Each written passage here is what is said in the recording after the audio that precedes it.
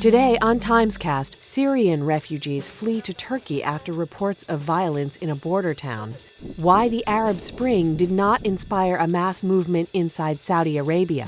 And Nicholas D. Kristof with a first look at his column on the Bahraini government's repression of the pro-democracy movement.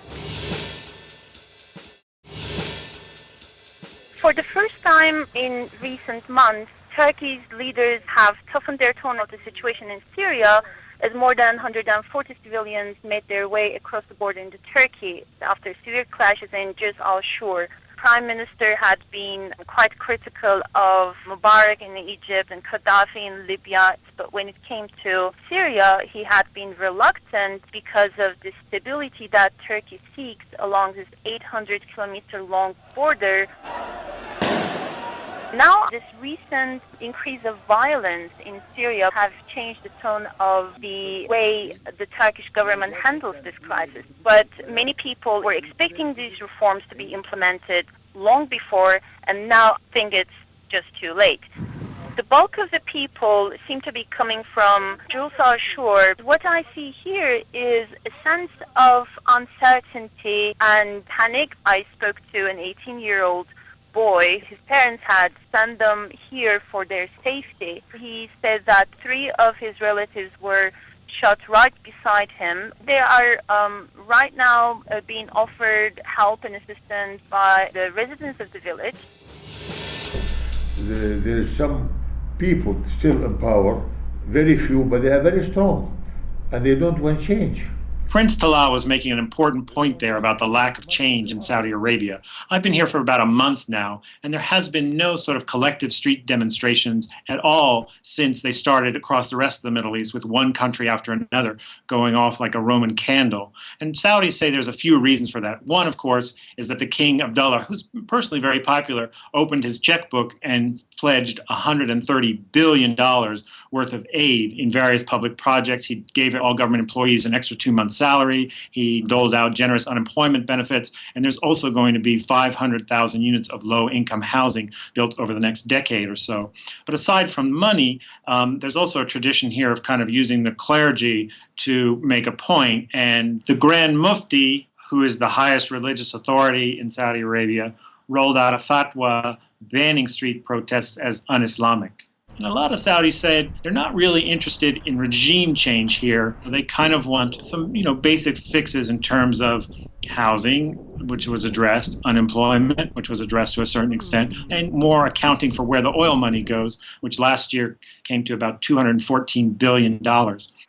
In a controlled system like Saudi Arabia, where the only common denominator is really the ruling Al Saud family, change has to come from the top. That's why it was interesting to talk to Prince Talal. He's always been kind of a gadfly since the 1960s when he earned the name the Red Prince, because he tried to import the sort of Arab nationalist revolutions that were happening then into Saudi Arabia, and he had to spend a few years in exile for that.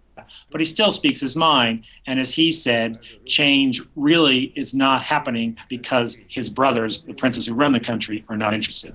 I am sure most of the people in this country, they want change during the time of Abdullah. Is that possible? We don't know. If it's possible, I think many things will be really solved.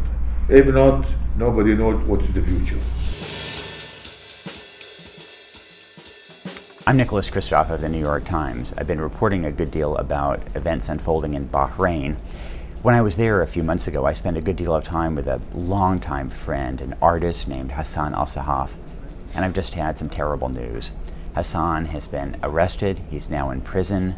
We don't have any word about what his condition is like, even though we know that torture in those prisons is widespread. When I was with Hassan, I asked him, given the fact that he had been in prison before, that he had been tortured before, why he didn't show more bitterness.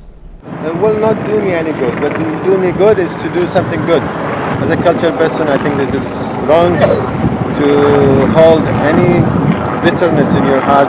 Bahrain is kind of an amazing place because it is this oasis of tolerance, of education, of women's rights, and it looks like a little bit of America. And yet at the same time, you have this democracy movement by the majority Shiite population against this Sunni monarchy that has been just violently crushed.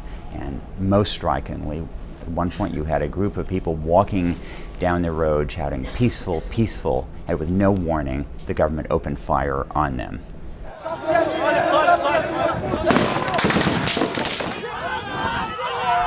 The Obama administration has been very outspoken about human rights abuses in Libya, in Syria, in Iran. But we pretty much averted our eyes from the crackdown in Bahrain. In fact, just yesterday, President Obama had a little noticed meeting with the Crown Prince of Bahrain right in the White House. Look, so far, Bahrain has killed more people in its crackdown per capita than Iran did. Iran is even more democratic than Bahrain is. So if we're going to deplore the abuses in Iran, as we should, then we also have to deplore those abuses in our ally, Bahrain. The Fifth Fleet is there. We have huge interests there.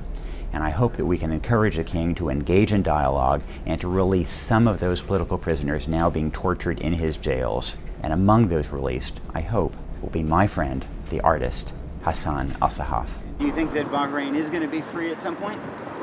I hope so. I hope so.